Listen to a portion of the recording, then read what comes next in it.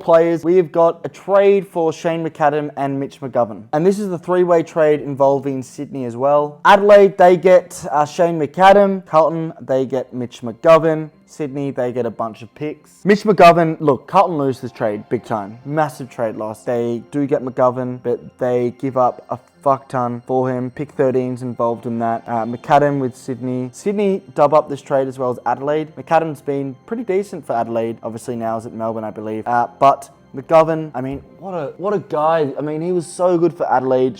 So much promise. Obviously, his older brother, Jeremy McGovern, is just a star player. And he goes to Carlton, where people believe he's going to flourish. He's on a massive contract, and Carlton lose his trade. I mean, in terms of the Mitch McGovern trade, we'll do this one in isolation, not together like the other ones, because they do play for different clubs. The Mitch McGovern trade gets an F, like a complete fail of a trade. He could turn that into an E, maybe a D if he starts to play good footy, but, you know, he's never shown to be the player that he promised. And Shane McAdam, we'll give that trade a B. Nothing too special about that, but Adelaide definitely dub up. Carlton lose, and Sydney are just sort of there, kind of winning. Next up, we have got a trade which took Gary Rohan from Sydney to Geelong. Pretty simple one here. Gary Rohan went to Geelong for pick 61. Now, at the time, it makes sense. Gary Rohan is such an interesting player where he can be so good, yet so bad. Like in grand finals or big games, he disappears, and then, you know, sometimes he turns into prime Ronaldo, prime Messi. I mean, this guy looks like the best player in the comp. Geelong definitely win this trade purely because he's played nearly 90 games. He was there during that flag season and for the flag, and he's been a pretty decent performer for them, albeit there have been question marks, but that's what you get with Gary Rohan. I think this trade, in terms of Geelong and what they got, he's played well, probably gets an A, but I mean, Sydney didn't have a choice to get rid of him though. Pretty boring trade next. Ryan Clark, he went from North Melbourne to Sydney. He's played 60 games for Sydney, nearly, and North Melbourne got picked 61. Fail, big L, big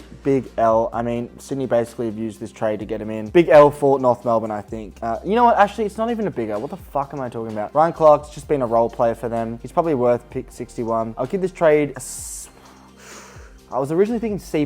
Maybe that's a bit harsh because he has played a lot, but you know what? We'll stick with a C+.